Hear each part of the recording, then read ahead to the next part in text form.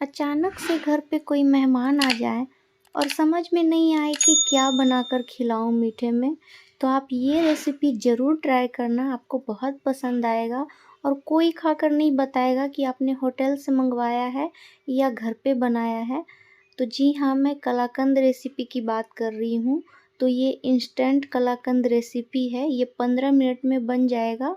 तो चलिए फटाफट से शुरू करते हैं। तो हेलो फ्रेंड्स, मैं हूँ Khushboo, be natural by Khushboo kitchen में आपका स्वागत है। तो इस तरह का कोई सा पैन ले लीजिए या कढ़ाई ले लीजिए, थोड़ा गहरा ही लीजिएगा। और यहाँ पे मैं 1 टेबलस्पून घी डाल रही हूँ। इसको आप इस तरह से चारों तरफ फैला दीजिए।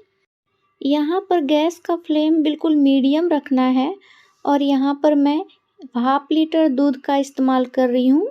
तो थोड़ा कम ज़्यादा हो सकता है क्वांटिटी, इससे कोई फ़र्क नहीं पड़ता। तो अब दूध डालने के बाद ना आप फ्लेम को हाई कर दीजिए।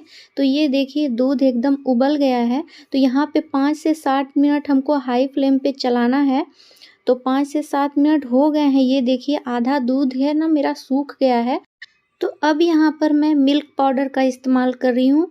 ये है 250 ग्राम। अगर इतना मिल्क पाउडर आपके पास नहीं हो सकता तो आप छोटी वाली जो पाउच मिलती है ना मार्केट में, वो 2 पाउच ले आइए।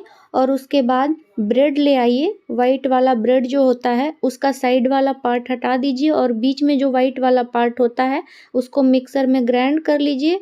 और दूध का पाउडर और ब्रेड का पाउडर दोनों मिक्स करके इसको मिला दीजिए दूध में। तो ये भी बहुत अच्छा फ्लेवर आएगा, उससे भी बहुत अच्छा कलाकंद बनेगा।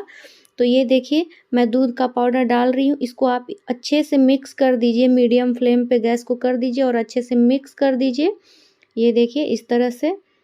तो आप ब्रेड वाला भी डालेंगे ना तो बहुत अच्छा फ्लेवर आएगा, उसमें भी ख़राब नहीं लगेगा।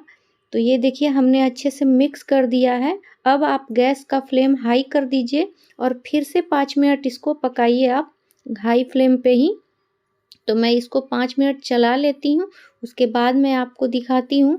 तो 5 मिनट हो गए हैं, ये देखिए कितना सूख गया है।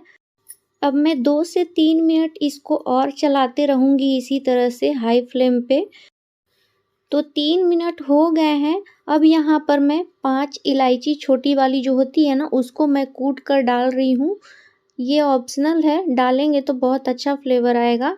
तो इसको डालकर आप मिक्स कर दीजिए। ये देखिए कितना सूख गया है। तो अब यहाँ पर मैं 50 ग्राम चीनी डाल रही हूँ, क्योंकि दूध का पाउडर भी मिठास वाला होता है और दूध भी मिठास वाला होता है। तो आप मिठास अपने हिसाब से डाल सकते हैं। यहाँ पे मैं 50 ग्राम ही डाल रही हूँ। इन सबको अच्छे से मिक्स कर दीजिए, मीडियम फ्लेम पे गैस को रखिए और अच्छे से एकदम मिक्स कर दीजिए। ये देखिए बिल्कुल तैयार ही है, अब बस सर्व करने का ही देर है। अब गैस को आप बंद कर दीजिए। इस तरह से अच्छे से मिक्स करने के बाद गैस को बंद करिएगा, पहले नहीं बंद करिएगा आप। तो ये देखिए हमने गैस को बंद कर दिया है। यहाँ पे मैं प्लेट में डाल रही हूँ। तो आप चाहें तो इसको वैसे भी खा सकते हो, लेकिन अगर किसी को खिलाना है, घर में मेहमान को खिलाना है, तो थोड़ा सा इसको अच्छा लुक देना पड़ेगा।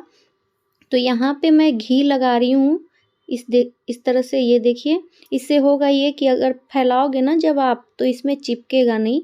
तो इस तरह से आप फैला दीजिए। ये देखिए मैं अच्छे से फैला देती हूँ इसको, थोड़ा सा अच्छा देखने में लगेगा और कोई बात नहीं है।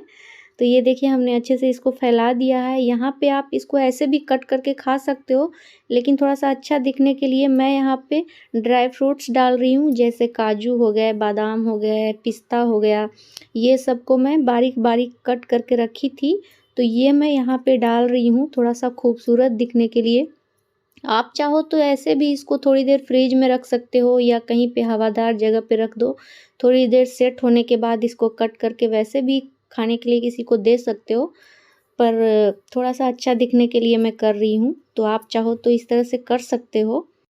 और हाँ फ्रेंड्स, मैं आपको एक बात याद दिला रही हूँ कि वीडियो के नीचे एक लाइक का बटन होगा, आप उसको ज़रूर प्रेस करें अगर आपको रेसिपी अच्छी लगी हो तो, और नहीं तो आप डिसलाइक भी कर सकते हो। लेकिन मुझे पता है आपको रेसिपी अच्छी लगी होगी। और अगर आप नए व्यूवर हैं तो प्लीज़ मेरे वीडियो को लाइक कीजिए, मेरे चैनल को सब्सक्राइब कीजिए और हाँ, बेल आइकन प्रेस करना ना भूलें। इससे होगा ये कि आने वाले हर वीडियो का नोटिफिकेशन आपको सबसे पहले मिलेगा। और रेसिपी में हमने जितने भी इंग्रेडिएंट्स डाले हैं ना, मैं सारे डिस्क्रिप्शन में लिख देती हूँ, आप जाकर वहाँ पर चेक कर सकते हो और ईजिली बना सकते हो। तो रेसिपी कैसी लगी फ्रेंड्स, आप कमेंट ज़रूर करें। मुझे बहुत अच्छा लगता है जब आप लोग कमेंट करते हो तो। और हाँ, एक ज़रूरी बात ये है कि दूध आप रूम टेम्परेचर वाला ही इस्तेमाल कीजिएगा और फ्रिज से निकाल कर डायरेक्ट इस्तेमाल मत कीजिएगा। Thank you, take care, bye.